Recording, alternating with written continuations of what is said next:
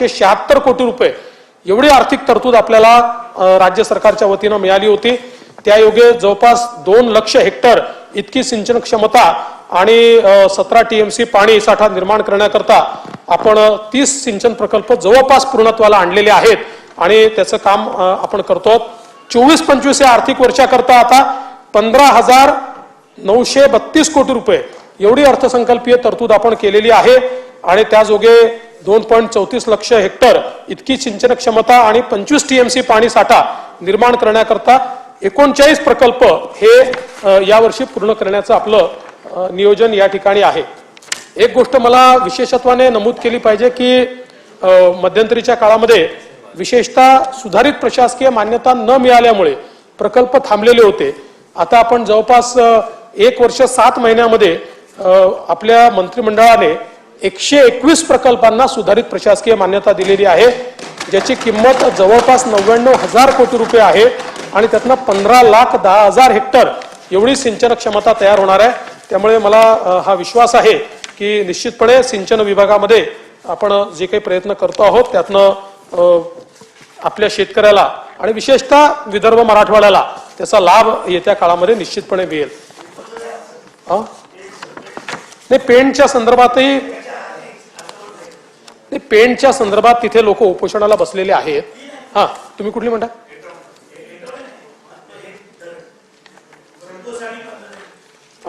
काळू नाही, आपण तुम्ही आहे बाळगंगा म्हणजे बाळगंगाचं तर आम्ही परवा बैठक झाली, बाळगंगा पूर्ण करणार आम्ही करतोय। आज या निमित्ताने मला हे देखील सांगितलं पाहिजे की आपल्या ऊर्जा विभागाच्या संदर्भात देखील काही मुद्दे या ठिकाणी उपस्थित झाले होते।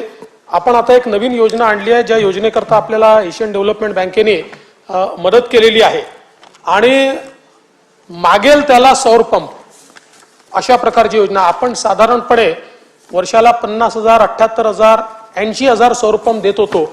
आता आम्ही यावर्षी जवळपास 8,50,000 सौर पंप 8 लाख सगळी जेवढी पेड पेंडिंग डिमांड आहे 5 लाखाची ती सगळी क्लिअर करतो राज्यात।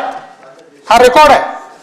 15,000 कोटी रुपये आम्हाला याच्याकरता केंद्र सरकारच्या एक्सटर्नल अफेअर्स मिनिस्ट्रीने आपल्या इकॉनॉमिक अफेअर्स मिनिस्ट्रीने त्याला क्लिअरन्स दिला आणि आम्हाला एडीबीने त्याचं लोन सँक्शन केलेलं आहे। त्यामुळे आता जो सौर म्हणजे अर्थात ज्याच्याकडे पंप आहे त्याला नाही देणार, ज्याचं पेड पेंडिंग आहे, याच्यापैकी जो सौर पंपाचा ऑप्शन देईल त्याला आता थांबण्याची आवश्यकता नाही। म्हणजे जेवढं त्याच्याकडे करण्याकरता काम लागेल वेंडरला तेवढंच 8,50,000 पंप आपण या ठिकाणी देतो आहोत आणि याकरता मोठ्या प्रमाणात सगळी व्यवस्था आपण केली आहे। दुसरं एक अत्यंत महत्वाकांक्षी प्रकल्प आता हातामध्ये घेतलेला आहे, तो म्हणजे सर्व उपसा सिंचन योजना सौरवर नेण्याची। कारण आपल्याला माहिती आहे की उपसा सिंचन योजनांच्या संदर्भात त्याची बिलं भरली जात नाहीत आणि आपला रेट देखील हाय आहे, आपल्याला मोठी सबसिडी त्याच्यावर द्यावी लागते आणि म्हणून त्याचं सगळं कॅल्क्युलेशन करून आमच्या असं लक्षात आलं की जवळपास आपण एक साधारण 3,000 कोटी रुपयाची गुंतवणूक जर केली तर आपल्या सगळ्या उपसा सिंचन योजना ज्या आहेत या आपण त्या ठिकाणी सौरवर आणू शकतो आणि त्याच्यामुळे आपली जी तफावत आहे म्हणजे आपली जी वसुली आहे किंवा वसुली नाही पण आपण जो रेट ठेवलाय आणि ऍक्च्युअल आपल्याला कॉस्ट पडते याच्यामध्ये जवळपास 4 रुपयाचा फरक आहे। त्यामुळे हे गेल्याबरोबर 4 रुपये प्रति युनिट आपण वाचवू शकू। त्यामुळे याला देखील आपण मान्यता देतो आहोत आणि यातनं शेतकऱ्यांचं एक मोठी अडचण जी आहे ती या ठिकाणी दूर होणार आहे। एक अजून अत्यंत माइलस्टोन अशा प्रकारचं काम आपण या ठिकाणी करू शकलो। आपल्याला कल्पना आहे की आपण मुख्यमंत्री सौर कृषी वाहिनी योजना ही सुरू करण्याचा निर्णय घेतला होता, ज्याच्यामध्ये शेतकऱ्याला दिवसा पाणी मिळालं पाहिजे, दिवसा पाणी देता आलं पाहिजे, वीज मिळाली पाहिजे।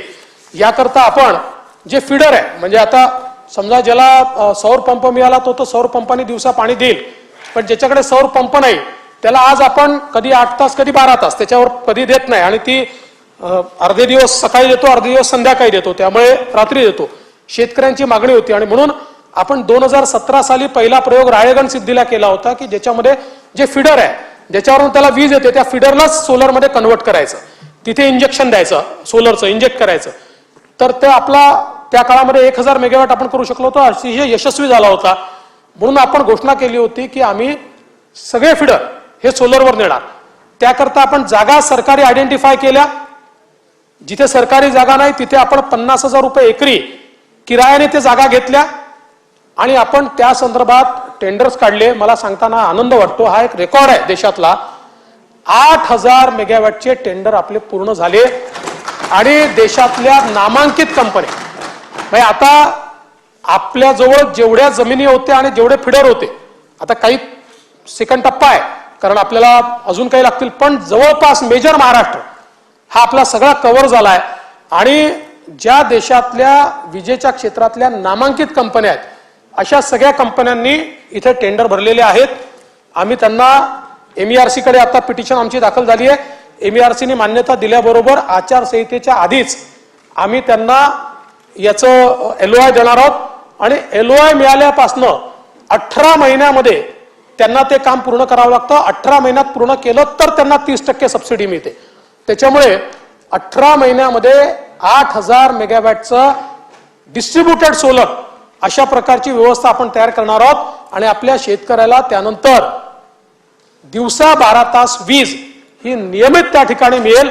आणि हे जे मॉडेल आता आपण घेतलेलं आहे, मला हेही सांगताना आनंद वाटतो की केंद्र सरकारने ऍडवायझरी इश्यू केली आणि सगळ्या राज्यांना सांगितलंय की महाराष्ट्राचं जे मॉडेल आहे ते मॉडेल तुमच्याही राज्यामध्ये तुम्ही आता अवलंबित करा. आणि मध्यंतरी कर्नाटकचे लोक देखील येऊन गेले, 2-3 राज्याचे लोक येऊन गेले आणि आपलं मॉडेल त्यांनी त्या ठिकाणी स्टडी केला आणि ते मॉडेल देखील स्वीकारलेलं आहे. आपण म्हणजे या ठिकाणी बघू शकतो की या ठिकाणी केंद्र शासनाची PSU आहे, SJBNL, त्यानंतर टोरेंट पॉवर आहे, रिलायन्स आहे, आवाडा आहे, मेगा आहे, सनस्ट्रीम आहे, महाजिनको आहे, सगळ्या नामांकित कंपन्यांनी. आणि याचा फायदा काय आहे, आपल्याला रेट काय मिळालाय, ₹2.90 ₹3.10. आज आपण शेतकऱ्याला जी वीज देतो ती आपल्याला 7 रुपयाला पडते. शेतकऱ्याकडनं आपण ₹1.25 आणि ₹1.5 घेतो. समजा ₹1.5 जरी पकडलं तरी देखील ₹5.5 आपल्याला सबसिडी द्यावी लागते. त्यातली अर्धी सबसिडी आपण बजेटमधनं देतो आणि अर्धी सबसिडी जी आहे ही आपण इंडस्ट्रीवर लागतो. आता आपली सबसिडीची जी काही आपल्याला म्हणजे द्यावी लागेल, समजा ₹1.5 रेट आपण शेतकऱ्याचा ठेवला तर आपल्याला ₹5.5 ऐवजी फक्त ₹1.5 सबसिडी द्यावी लागेल. म्हणजे जवळपास ₹3 ते ₹4 आपले या ठिकाणी वाचतील. म्हणजे आपल्या बजेटमधलेही पैसे वाचतील. आणि एकदा हे सगळं कार्यान्वित झालं तर आज दरवर्षी आपण जे इंडस्ट्रीचे रेट वाढवतो ते इंडस्ट्रीचे रेट आपल्याला वाढवावे लागणार नाहीत, उलट आपल्याला रॅशनलाइज इंडस्ट्रीचे रेट करता येतील. आणि म्हणून हा एक अत्यंत महत्वाचं अशा प्रकारचं एक काम या ठिकाणी झालेलं आहे. यासोबत माननीय प्रधानमंत्री महोदयांनी एक नवीन योजना आणली आहे, प्रधानमंत्री सूर्यघर योजना. यामध्ये रूफटॉपवर सोलार करण्याकरता ते अनुदान देत आहेत आणि त्यामुळे 300 युनिट पर्यंत वीज ही त्या घराला मोफत मिळणार आहे. आणि याच्यामध्ये देखील जवळपास महाराष्ट्राला देखील मोठ्या प्रमाणात या योजनेमध्ये निधी आपल्याला मिळतो आहे. आणि आपले पहिल्या टप्प्यामध्ये त्यांनी 7 शहरं आपले हे या योजनेच्या अंतर्गत निवडलेले आहेत आणि अजून निवड प्रक्रिया त्याची चाललेली आहे. दुसरं एक अजून आहे की विदर्भ मराठवाडा करता आपण जी काही वीज सवलत योजना सुरू केली होती तर ती या मार्चमध्ये संपणार होती. ती सुधारित पद्धतीने देखील आपण करतोय, पण आता कालच मंत्रिमंडळाने पुढच्या 3 वर्षाकरता त्याला मुदतवाढ दिलेली आहे.